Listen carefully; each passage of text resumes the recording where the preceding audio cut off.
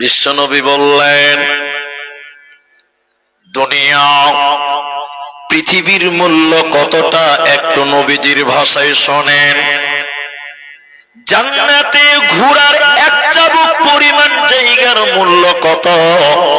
নবী বলেন, দুনিয়া এর ভিতরে যা কিছু আছে এর চাইতে জান্নাতে ঘোড়ার এক চাবুক জায়গার মূল্য দুনিয়ার চাইতে অনেক গুণের দামি।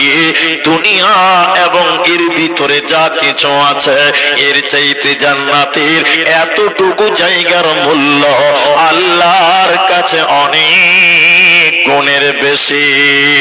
তাই আল্লাহ তাবারাক ওয়া তাআলা বলেন, বাল তু'সিরুনাল হায়াতাদ দুনিয়া, তোমরা কি দুনিয়ার জীবনকে বেশি প্রাধান্য দিয়েছো বলো? তোমরা দুনিয়ার পেছনে ঘুরে বেড়াচ্ছ, দুনিয়া কি তোমরা মনে করছো চিরস্থায়ী নয়? না না না, দুনিয়া থাকার জায়গা নয়। আখিরাত অনেক গুণের তোমাদের জন্য ভালো। আখিরাত আমি আল্লাহ সুসজ্জিত করে রেখেছি, এই দুনিয়া থাকবে না। দুনিয়া চিরস্থায়ী নয়। আল্লাহ তাবারাক ওয়া তাআলা বলেন, ইদা জুলজিলাতিল আরদু জিলজালাহা, যখন প্রচন্ড ভূমিকম্প শুরু হবে রে, ওয়া আখরাজাতিল আরদু আসকালাহা, মাটির ভিতরে যা কিছু আছে সব বের করে দেবে। মাটির ভিতরে কয়লা আছে, তামা আছে, পানি আছে, পাথর আছে, যা কিছু মাটির ভিতরে আছে, ওয়া আখরাজাতিল আরদু আসকালাহা, সব মাটি বের করে দিবে। আর এমন ভূমি হলো জমিনের, কি হলো মাটির, কি হলো পৃথিবীর। ওয়াকালাল ইনসান, মানুষের তখন আফসোস করে বলবে, মালাহা, কি হলো আজকে পৃথিবীটা? পৃথিবী কেন ভেঙে টুকরো টুকরো হয়ে গেল? মাটিগুলো কেন ভেঙে গেল? মাটিগুলো কেন ভেঙে গেল? বিল্ডিং গুলো মাটির তলে বুজবুজ করে ঢুকে গেল। অতএব দুনিয়া, আমার আল্লাহ বলছেন, কোনো মূল্য নাই। এই দুনিয়া ভেঙে টুকরো টুকরো হয়ে যাবে, এই দুনিয়া ভেঙে গুঁড়ো গুঁড়ো হয়ে যাবে। শুধু তাই নয়, এই দুনিয়া ভেঙে টুকরো টুকরো যখন হবে, এই দুনিয়া আপনার বিরুদ্ধে আল্লাহর কাছে সাক্ষী দেবে। অতএব দুনিয়া থাকার জায়গা নয়। আমার দিকে দেখেন, একটু আমার দিকে দেখেন, একটা কান কাটা ছাগল, ছাগল মানে কাটিয়ারে বাংলা বুঝে, তবে ওরা শুদ্ধ বাংলা বুঝে না, একদম থার্ড ক্লাস বাংলা, শেরশাবাদিয়াদের যেটা বাংলা আর কি। তা আমার দিকে দেখেন, এটা হাদিসের কথা বলছি, এটা ছাগল কাটা, ছাগলের কান কাটা, মরা ছাগলের বাচ্চা। আমার দিকে এক খেলে তাকান, তাহলে বুঝতে পারবেন। নবীজি আলিয়া গোত্রের কোন এক বাজার দিয়ে পার হচ্ছেন, এলাকাটার নাম আলিয়া। ওই বাজারে একটা ছাগলের কান কাটা অথবা কান ছোট মরা ছাগলের বাচ্চা, এমনিতেই মরা, তারপরে ফের খুদ কান কাটা। এদিকে দেখেন, আল্লাহ নবী বকরির বাচ্চা, ছাগলের বাচ্চার কান ধরলেন, কান ধরে উঁচু করে বলছেন, ও বাজারের লোক, 1 দিরহাম টাকা এর দাম, কে কিনবে বলো? আমি বাংলাতে বলছি, 1 টাকা, কে কিনবে বলো? আচ্ছা, এতটি লোক একটু মুখ খুলে বলেন, মরা ছাগলের বাচ্চা কেউ কিনবে? হ্যাঁ, কিনবে না? 1 টাকা কে কিনবে? মরা ছাগলের বাচ্চা কান ধরে আল্লাহ রাসূল জিজ্ঞাসা করছে, কেউ কিনবে না। আল্লাহ রাসূলকে বলছে, হুজুর মাথা খারাপ, মরা ছাগল কেউ টাকাতে কিনবে ভাই? আল্লাহ রাসূল বলছে, কিনবে না? বলে না। তখন আমার দিকে দেখেন, আল্লাহ রাসূল আবার কান ধরে চেড়ে বলছে, টাকা লাগবে না, ফ্রি ফ্রি ফ্রি, কে নিবে বলো? তখন বলছে, হুজুর মাথাটা খারাপ হয়ে গেল নাকি? আচ্ছা বলুন, মরা জিনিস কেউ ফ্রিতে দিলে নিবে? আপনারা নিবেন নাকি গো? নিয়ে কি হবে? আমার তো জঙ্গলে ফেলতেই হবে, ও তো ফেলেই দিতে হবে। ফেলবার লিগে কি লিবে? তো বলছে যে না, লিবে না, কেউ লিবে না। আল্লাহ রাসূল বলছে কেন? আল্লাহ রাসূল বলছে কেন? বলছে হুজুর, এই ছাগলের কোনো মূল্য নেই, এই ছাগলটার কোনো মূল্য নেই, মারা গেছে শেষ, এর কোনো মূল্য নেই, দাম নেই। আমি যে কথাটা বলতে চাই, নবীজি এবার বললেন শোনো, ছাগলের যেমন তোমাদের কোনো মূল্য নেই, তোমাদের কাছে কোনো গুরুত্ব নাই, এই দুনিয়ারও কোনো মূল্য নাই। মরা ছাগলের যেমন কোনো মূল্য নাই, এই দুনিয়ারও কোনো। এই দুনিয়ার প্রেমে তোমার বাবা পড়ে গেছিল, তোমার বাপ দুনিয়া তোমার বাপকে বেঈমান বানিয়েছিল। এই দুনিয়ার প্রেমে তোমার দাদু ছিল, তোমার দাদু নামাজ পড়তো না, তোমার বাপ নামাজ পড়তো না, তোমার বাপ দাদাকে দুনিয়া ভুলিয়ে দিয়েছিল আখেরাতটা। আজকে তুমি আছো, তোমাকেও ভুলিয়ে দিলে দুনিয়া, তোমাকেও প্রেমে ফেলেছে দুনিয়া। দুনিয়া নামক জায়গা তোমাকে আখেরাত থেকে গাফেল করেছে। তাই আমার নবীজি বললেন ফাত্তাকুদ দুনিয়া, এই পৃথিবীর লোক তোমরা দুনিয়াকে ভয় করো, তোমরা দুনিয়াকে ভয় করো, দুনিয়া তোমাদের বেঈমান বানিয়ে দেবে। এজন্য আল্লাহ বলেন দুনিয়া থাকার জায়গা নয়। তোমার দাদু পৃথিবীতে এসেছিল, কই তোমার দাদা, তোমার বাপের পালা, তোমার বাপ মরে গেল 40 বছরে, কই তোমার বাবা? আজকে তুমি আছো, কালকে তুমিও থাকবে না। এজন্য উর্দুতে বলা হচ্ছে ये दुनिया रहने के लिए नहीं है बल्कि जाने के लिए आना है, अगर रहने के लिए आना तो जगह ही नहीं मिलता। এই পৃথিবীতে আমরা কেউ এই জন্য রে, দুনিয়া ছেড়ে তোমাকে পরকালের জগতে যেতেই হবে। তাই আমার আল্লাহ বলে ওয়াল আখিরাতু খায়রু ওয়া আবকা, আখিরাত তোমাদের জন্য সুসজ্জিত করা আছে, তোমরা দুনিয়ার প্রেমে পড়িও না। শেখ সাদি আলাইহি রাহমা এটা স্বপ্নের ব্যাখ্যা করছেন। স্বপ্ন স্বপ্ন স্বপ্ন। এদিকে দেখুন, এটা ছেলে, এটা কার মতন হবে? এটা ছোট ছেলে। শেখ সাদি রহমাতুল্লাহ আলাইহির কাছে এসে বলছে হুজুর, এটা স্বপ্ন দেখলাম।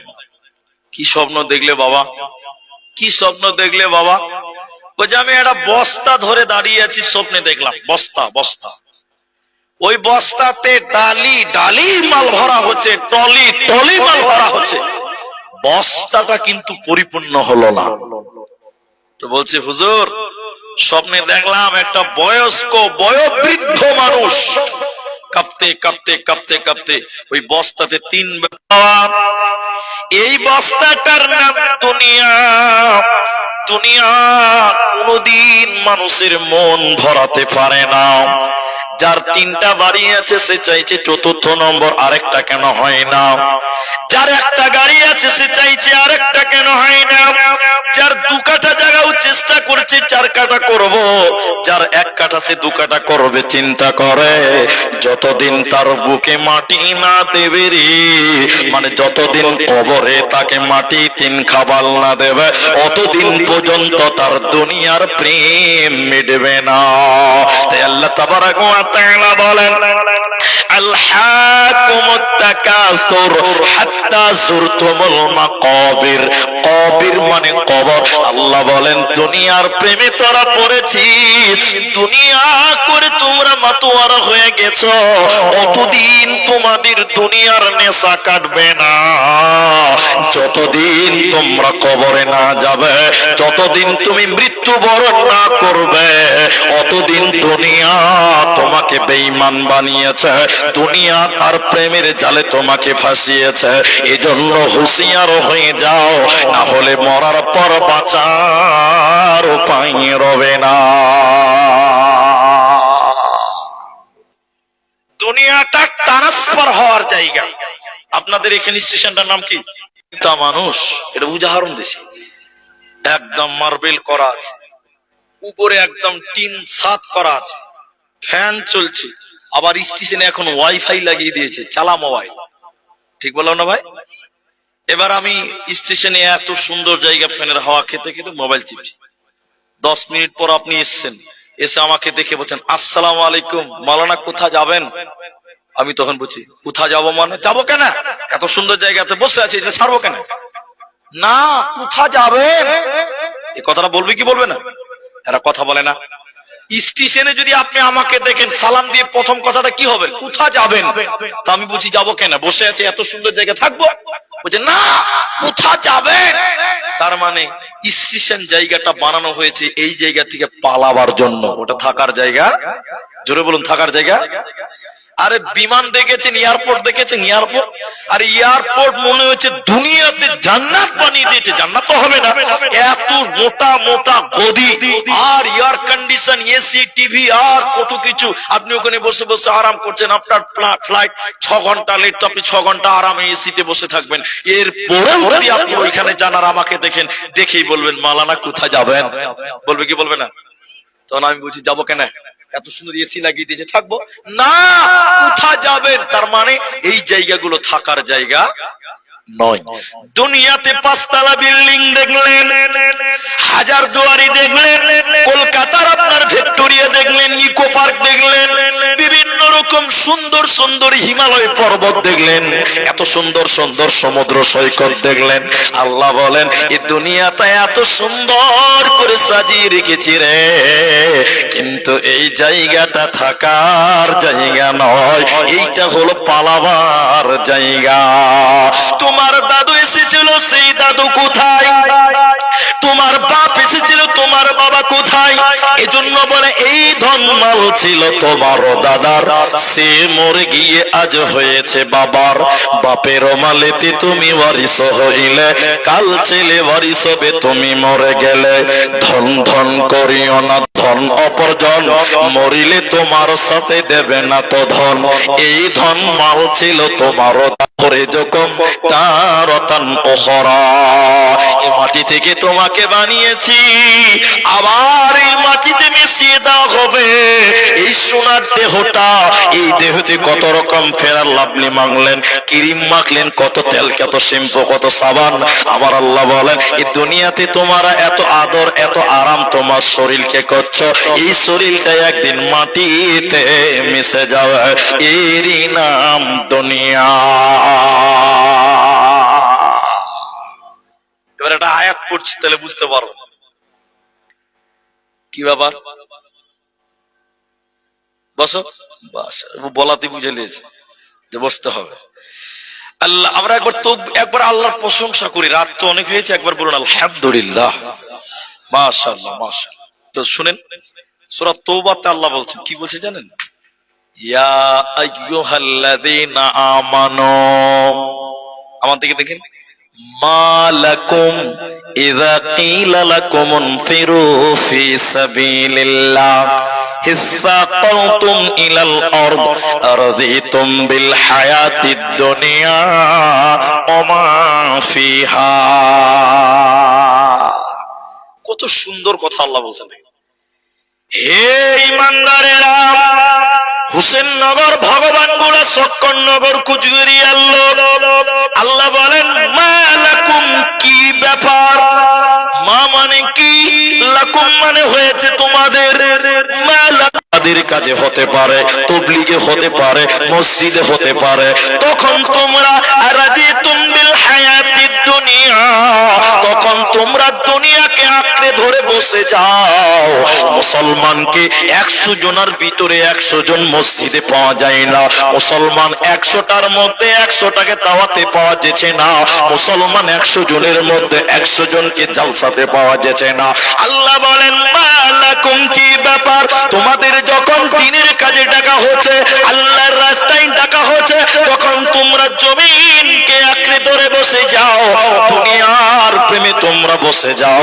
আল্লাহ বলেন তবে কি তোমরা দুনিয়াকে আখিরাতের চাইতে বেশি গুরুত্ব দিলে? ফামা মাতাউল হায়াতুদ দুনিয়া, তবে কি তোমরা দুনিয়াকে আখিরাতের চাইতে বেশি গ্রহণ করলে? দুনিয়ার প্রেমে কি তোমরা বেশি গুরুত্ব? আরেকটা হাদিস শুনেন এবার, এটাকে বলে শাহাদাত। আমার সঙ্গে একবার বলেন এটা কি বলে? এটা নামাজে কি কাজে লাগে? তাশাহুদের বৈঠকে কাজে লাগে। যে ভাই এটাকে কি বলে, আরেকবার বলুন। তাশাহুদের বৈঠকে এটাকে শাহাদাত। তো এটাতে সাক্ষী দেওয়া হয়, এটাতে কি করা হয়, কালেমা সাক্ষী দেওয়া হচ্ছে এটাতে, আশহাদু আল্লা ইলাহা ইল্লাল্লাহ ওয়া আন্না মুহাম্মাদান আবদুহু ওয়া রাসূলুহু। এদিকে আমাদেরকে দেখেন যেটা আমি বলছি, এই আঙ্গুলটা যদি কোনো পুকুরে ডুবিয়ে দেন, এইভাবে পুরো হাত না, শুধু আঙ্গুলটা পুকুরে এরকম ডুবিয়ে দিলেন, এদিকে দেখেন এরকম করে চাললেন, বলছে আল্লাহর রাসূল বলছেন কেউ যদি তার শাহাদাত আঙ্গুলকে সমুদ্রে ডুবিয়ে দেয়, সমুদ্রে তো এইভাবে হাতটা তুলেছে, নবী বললেন এই আঙ্গুলে কতটা পানি লেগে থাকবে বলো, কতটা? 1 কেজি 100 গ্রাম 25 গ্রাম? বলে না না না, কতটা? কোন রকম আঙুলটা ভিজে থাকবে কিন্তু পানির ফোঁটাও থাকবে না। নবী বলেন এই আঙুলে যতটুকু পানি লেগে থাকবে অতটা মূল্য নয় এই দুনিয়া। সুবহানাল্লাহ বলুন।